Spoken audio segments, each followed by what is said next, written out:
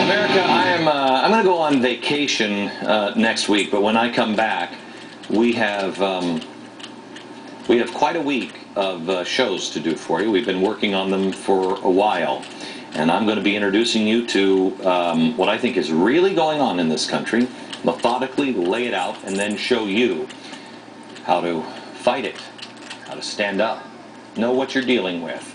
I've been telling you for a while, something is not right with the direction the country is headed in now.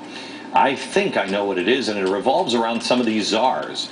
Well, now there's something else that has been bothering me for a while, and lo and behold, we've got a new czar. Radio is under attack by the Federal Communications Commission. I've told you before, pay no attention to the fairness doctrine, it's not going to happen. But this man is the FCC's new Chief Diversity Officer. When I say new Chief Diversity Officer, I didn't know if they had an old one. His name is Mark Lloyd. He wants private broadcasters to pay licensing fees, listen to this, licensing fees equal to their total operating costs. And if they're a conservative radio station, they could receive a crippling $250 million fine. All that money will be used to fund public broadcasters like NPR, who are competitors of these private broadcasters.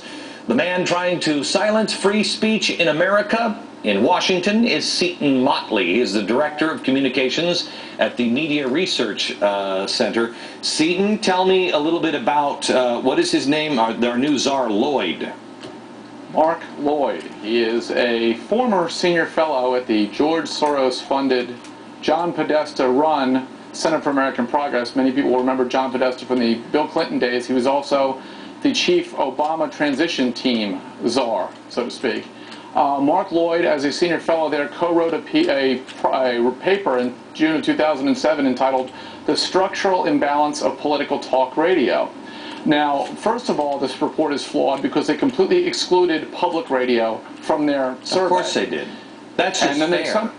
That's just fair. And because he's looking at it from a market saturation standpoint, and as you know, in many large cities, with a number, like Los Angeles, for example, has at least 3 public broadcasting stations on the radio. They get more than 100% market share, but that doesn't count as market domination. It's only for private ownership.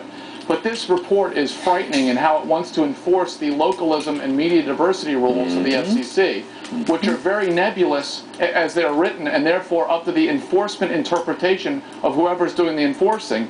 And now this guy, Mark Lloyd, is doing the enforcing. Okay. How long? First of all, who was our last diversity? What is it? Chief Diversity Officer. Who was the last one at FCC? That's an interesting question. I have a friend who's been working there for years, and that person doesn't recall this position ever existing before. Huh. That's interesting. Means this may be a new czar in and of itself. Okay, so we have this guy. He wants to force private broadcasters to fund public broadcasters dollar for dollar.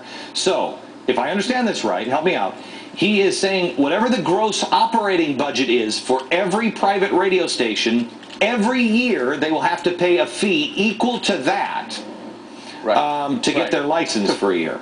To get their license from the FCC, and of course, that money goes to fund stations with whom they then have to compete. Let me ask you this. Let me ask you this.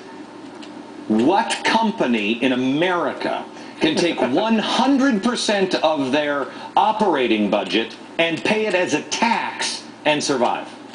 And then say, okay, now let's start doing business. It's impossible. It's literally impossible. Impossible. It's literally impossible. I want to take a break, and I'm going to come back. There's more to this, America. There is much more to this. Radio under attack. Next.